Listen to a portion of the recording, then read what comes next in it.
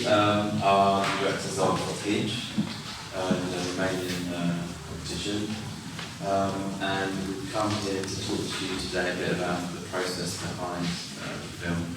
This film is based on a true story, and it's a story about a Romanian globetrotter who, in the year 1910, so the beginning of the last century, he sets off on a journey around the world on foot. It was actually it was a competition. It was him and his three friends who were students at the time in Paris.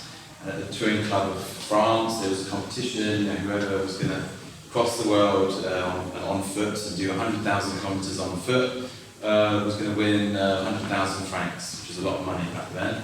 So Dimitri, the hero of our story, and his friends, they set off on this journey, and after 6 years later, after all three of his friends died on the way, each one in different circumstances, and then after 6 years of waiting for the first one to finish, he completed the journey. He went to pick the money out. The money had devalued because of inflation, because of the war. So he kind of ended up, not winning a sum of money that was a fraction of the original amount.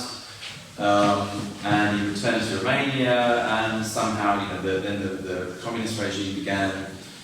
He got married, he had a child, but his wife died at childbirth, so he became a single father.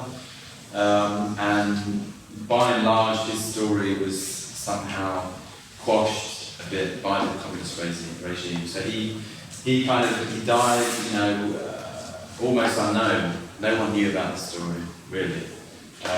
And this is how the story was presented to me by a friend of mine who found it online. He found some newspaper articles about it, and he said, we have to make this into something because no one knows about it. I asked also around, colleagues here and friends, and no one had any idea about this guy. It was a big shame because he was in the Guinness Book of Records in 1980 as being the first man to cross the world on foot. It was a big deal. So we said, okay, let's do something with this. Let's find out. And we tracked down his daughter, who was 83, I think at the time, 84. This was 6 years ago, and we found her, so we went immediately, we took some equipment, and we just went to talk to her, to find out a bit about her dad, and what happened, and what stories that she had to tell. We did an interview. Unfortunately, shortly after the interview she died. She was old and quite frail. But somehow the interview it gave us a whole new perspective on his story. And it was just then when we decided we had to do something with it. It was going to be impossible to do any kind of documentary or live action. Was going to be impossible. Imagine all those countries, all those stories. There was so much stuff there, and there was no way to recreate that world with live action. There was no way to visit all those countries. So animation was the obvious decision to go with. And we also decided, that it was going to be very, very difficult for us to get the money to make a feature. We were first-time animators, we didn't have the experience or to get funding for such a big project. So we decided, let's make a short film. And based on the interview with her, we were moved. It was very emotional.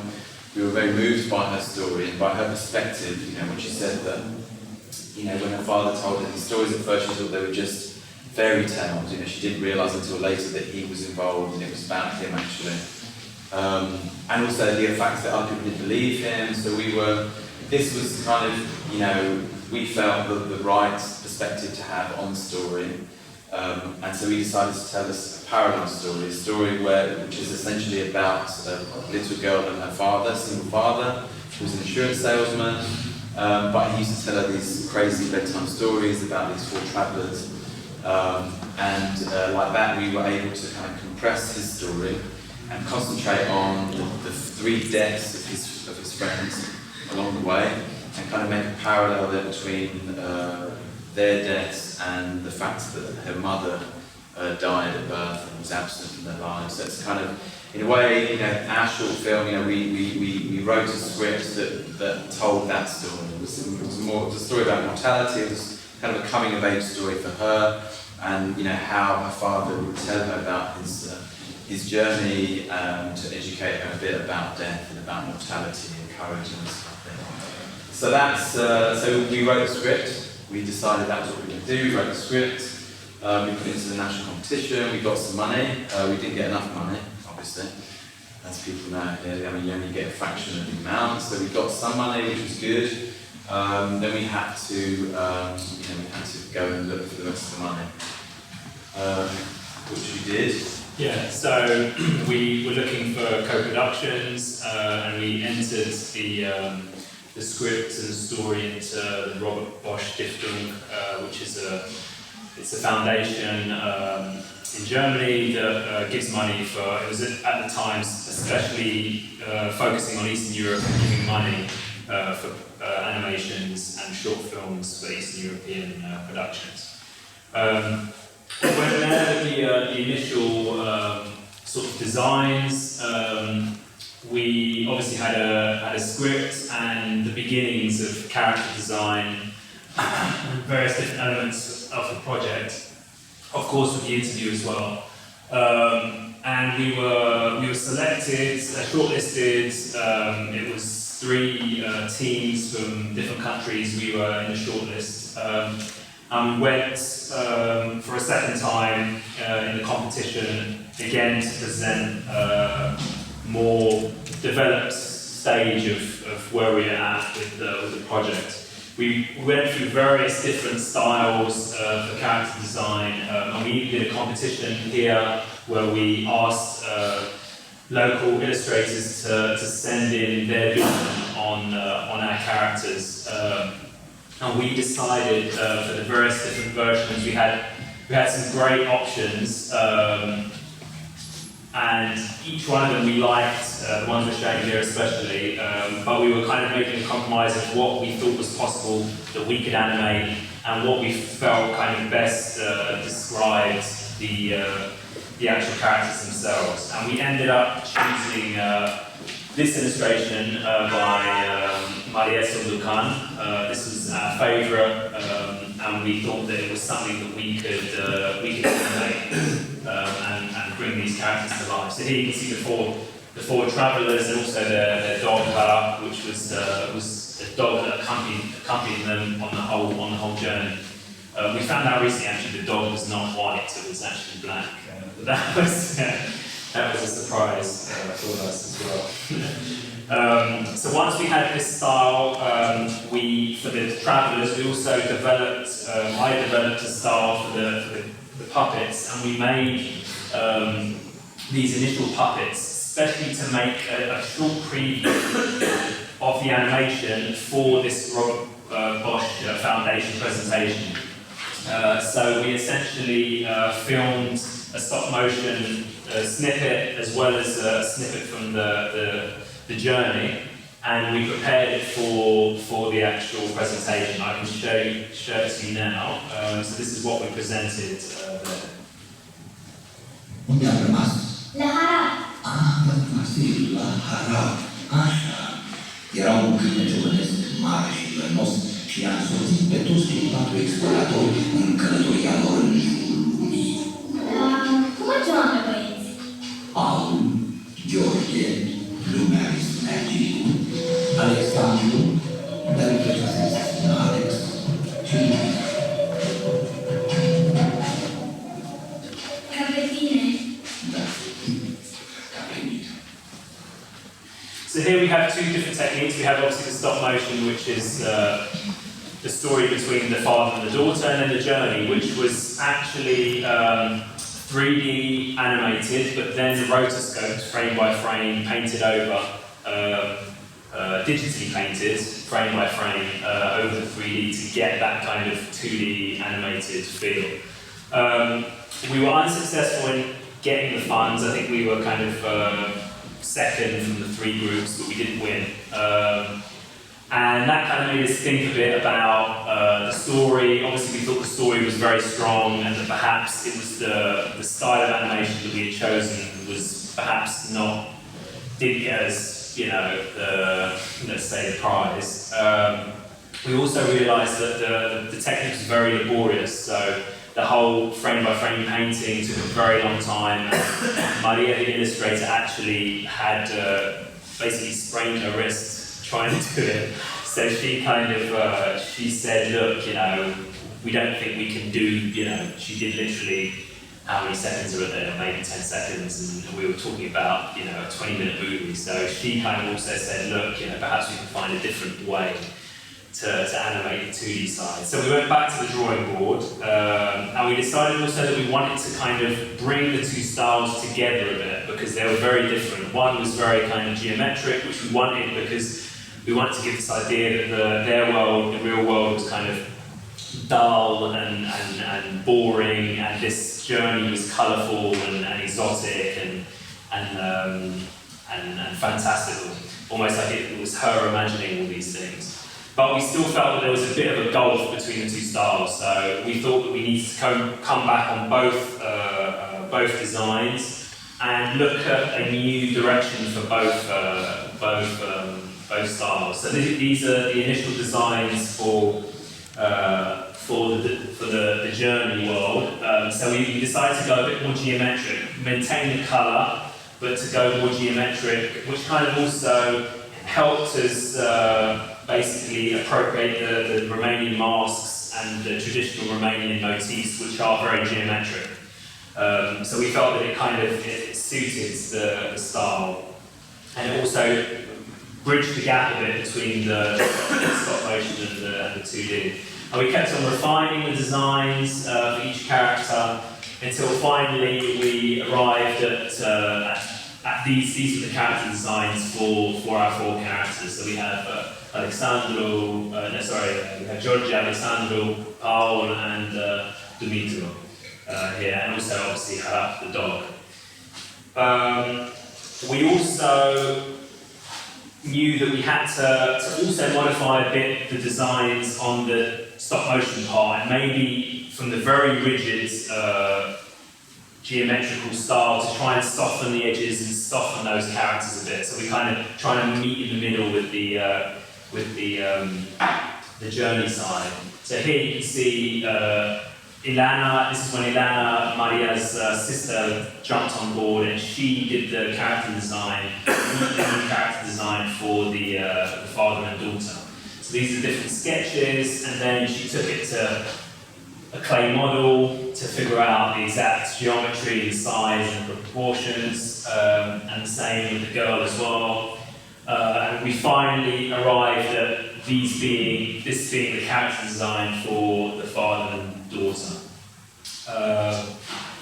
And at this point in time, we had managed to gain some more funding, not from a co-production necessarily, but from different companies in Romania that would have to donate a certain amount to the film fund. Instead of donating that money, they had the option of also selecting specific projects. And we managed to gain more funds like that, and we did manage to have a co-production with Bagan Films in France, which gave us some money, but only for the music. So it wasn't very much, it was only 5,000 euros. It sounds like a lot, but in the world of animation it's not so much. But it helped us obviously to do the music and contribute to that. I think now I'm going to take over and explain a bit about what, now I think, yeah, the next steps essentially, once we had found the style for both of our stories. Okay, so the next steps were obviously storyboarding everything. So we took the script, we broke it down, me and Damien storyboarded everything from beginning to end. Obviously a lot of times, the parts of the script were changing, and while we were doing it, we decided that the beginning was weak, and we changed the beginning, and then we cut some stuff out in the middle, and changed that the ending had lots of different iterations, so things kept on constantly changing all the time. But it's just like that as you work through. the classic saying, script writing is rewriting. We were rewriting all the way up to the shooting, you know, and also a tiny bit, you know, after we've done stuff, we were still cutting stuff out and omitting things. But we reached a certain point. We were happy with it. We storyboarded everything. Then we went to Jim, who's actually here, our storyboard artist, and he turned our crappy stick men and shitty drawings into something comprehensive and cool. Animatics. So we did the animatics of the film. Just basically all the storyboards that laid down on a timeline, roughly estimating the timing for each of the frames. You know, we recorded some guide voices. You know, we got some voiceover artists come in, and we did some voice guides just to get a feeling of the piece. You know, how it's going to begin, how it's going to end. You know, how it would run through. So once we had that, then we decided to start working, and we took so first on the 3D side. So imagine now that we've got these two different parts of the story: the 2D, 3D, the travellers and their story, and then the father and the daughter's story. So we started on the 3D work here for the 2D, 3D of the journey. And here we've got.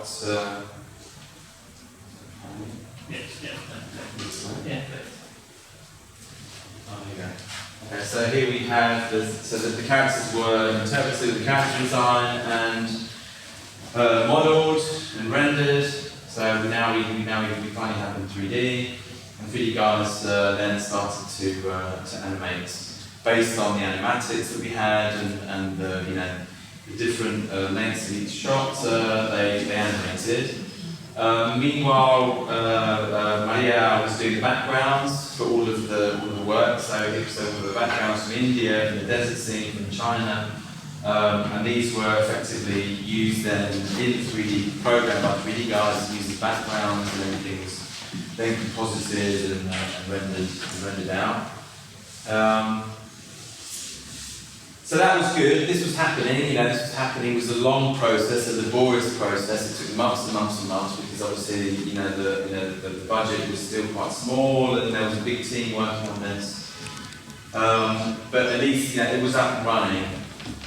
On the other side, with the father and the daughter, we had problems because we didn't have enough money. We didn't have nearly enough money to do 3 months of what it would have been, or 2 months, let's say, of stop motion puppet work. It meant me and David being blocked out for 2 months, and then a whole team and paying the crew every day to come in and lighting that, and it just wasn't viable. So we were stuck, really, for the father-daughter part of the story. Until we decided that we would try something a bit weird, a bit experimental. We didn't know if it was going to work. But we looked at the option of pixelation, which is type animation where we use people. And we kind of decided, okay, let's do this with people, but let's maintain the character design from Milana. And this kind of meant, using real actors and making these kind of puppet heads and dressing them up as if they were stop motion puppets, but they're actually full-scale people. And that meant finding a location for their house. It was quite simple in that sense because it's quite insular, their story, so everything happens within this house. So all we need to do is find a house, make these cool costumes for them, and then you can see that this is a... Maybe you can see what it is, but... yeah. So this is them without the heads on. You see, you can get the heads on. So that's what we decided to do, and as luck has it was on our side. This moment of decision, we found a house that was in the mountains, that was literally untouched for, I don't know, since the 1950s or 60s. It was this old Romanian kind of house, so these are the heads. So this was the girl. So these were worn by the actors They essentially, the father was looking through the sheets, and she was looking through they have lots of green dots on them because afterwards, filming, we essentially filmed without any of the expressions because with the technique we were using, we could not do subtle animations like eyes and mouth expressions and facial expressions. So essentially we filmed all of the movements with actors, and then we had the laborious task of then adding all of the expressions afterwards in post-production. So it meant us having to rebuild these heads in 3D, and then scan these heads, rebuild them in 3D, and then retract them onto the movements of the filming / stop motion. I say stop motion because we didn't film it, we actually used the camera, stills camera, and we blasted all the movements. So essentially it was still frame, so it maintained the texture of animation. It didn't look like a normal film. And then we basically added back all of the expressions on the faces. This is where we also made some mistakes. We put a lot of physical tracking points which are not on here anymore. They were black X's. I don't know if you can see these pictures. Yeah, here you can see. Yeah, essentially black X's, which we then realised it didn't help us at all with any of the tracking, and we then had to remove all of those tracking points afterwards by physically going rotoscoping and painting over the tracking points. Yeah. So that was a bit of a mistake, and something that we're going to learn. Obviously, if we want to take this technique forward. It cost us around, I think, 6 months, that mistake. Yeah, that mistake cost us around 6 months. Yeah, it's a bit. And a lot of extra work. Yeah. But still, I mean, compared to doing it, with stop motion, the film took a week instead of 2 months, which is way more doable. It was way more workable with the budget that we had. It was essentially like a filming, like a 1 week, short movie filming. But instead of normal live action stuff, we were doing it with these weird puppets. It was quite funny actually. We were up there in the mountains. It was in the middle of nowhere practically, and we were doing these slow action, these weird puppets. And at some point, I think a shepherd came and he was like, he thought we were doing some weird shit that he had no idea what we were doing. It's quite funny. Yeah, we used to So not all the time, sometimes it's just blur from After Effects. Sometimes on the 3D side, but the majority of all of the shots with her and him were all tilt shift renders. So I mean, I think what we did, we added the blur on the 3D part to match the blur on the tilt shift. It kind of helps as well shift away from something that was shot, in reality with real people. Trying to make it hide it essentially, try and make it as much like animation as possible. Yeah.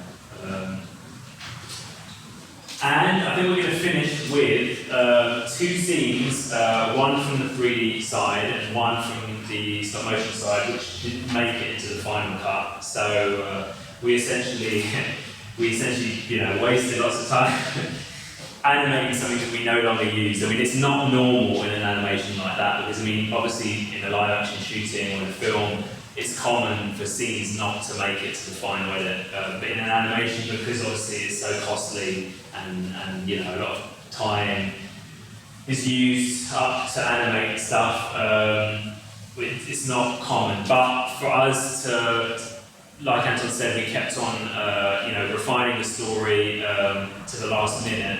And we also were well aware of this idea of it being too long and going over the 20-minute kind of threshold, which for a lot of festivals was a threshold that they had to sort of take notice of. So we cut out 2 scenes, which essentially the story isn't affected by removing the scenes, but it's great that we can share them here, so that at least somebody gets to see the hard work.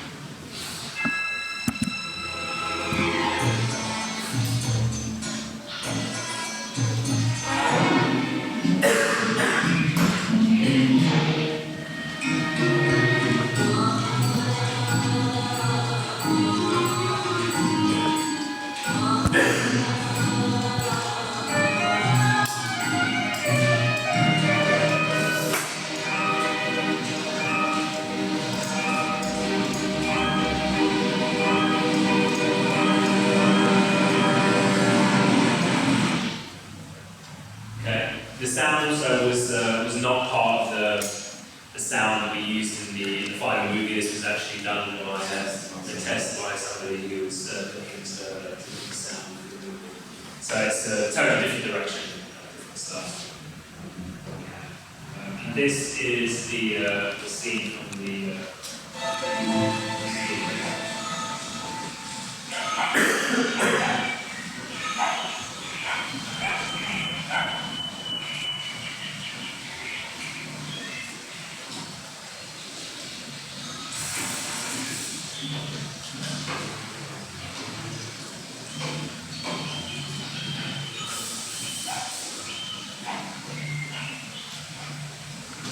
Diana, sunt gata cu unele. Adu-o! Numai bune!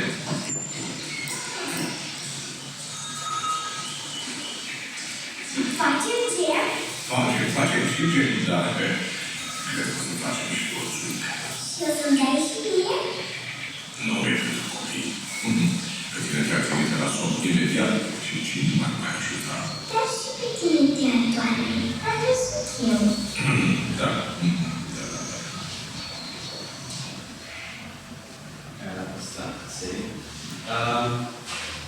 Before ending, I wanted to talk a tiny bit about the voiceovers, because we're very lucky.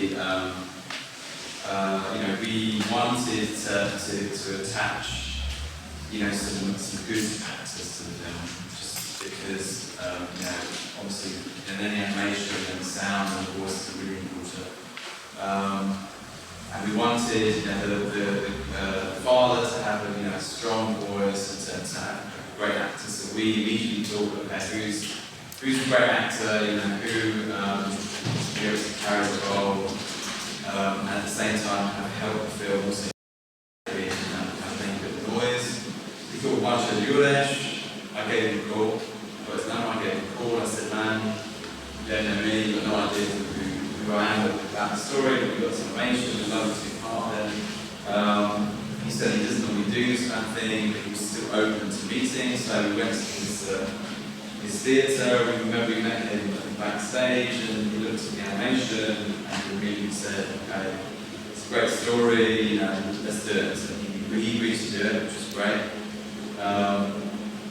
And then we had to fill the role of the Diana, the older version that was remembering, so we decided, okay, here, who can we get? Now that Marshall's is attached to the project, who can we get? An old woman actor who, again, is kind of on the same level. We talked about Tamara Giuliano, who's quite old now. She's retired from acting a long time ago. But we called her up, and the producer actually called her up and managed to do this, so she kept saying, yeah. We kept calling her, we kept begging her, essentially, please, you don't have to come in, you can come to your house, and that's what we ended up doing. We went to her house and recorded actually in the living room, just the little parts of the voice. So there wasn't much to say, but it was great because she worked very well and I respect an actress, and so we got these two big names attached to the project, which was wonderful. And obviously the younger version of Steliana, which was a girl that we used a lot with other projects, and we were confident that she was able to do a little girl part. yeah, you can come here. So that was with the voices. So that's it, and that was it, I guess. We wrapped up the stop motion, we wrapped up the 3D stuff, we shaved the fabric, cut these last scenes out, much to the dismay of the 3D guys. They wanted to kill us, so find a way to put these scenes back in. That was the way. These are the only scenes that really didn't take the story forward. So we said, because they don't take the story forward, they don't take the story anywhere, they're nice to have, but we have to, we were adamant keeping the 20-minute threshold, because otherwise we were not going to get into festivals, and it was a shame. So we just we had to bite the bullet, and they forgive us. That was it. We had our premiere TIFF festival, where won the best film, the best Romanian short film, which is wonderful. And here we are, here at the Nest. I think the film played yesterday and it's going to play in 10 minutes, I think. Yeah. So it's the other side of town. Not quite, I mean, it's not too far. It's not too far, I don't really know what that's good. It's like a 10-minute walk, so those who haven't seen it, 10 minutes. It's in the Romanian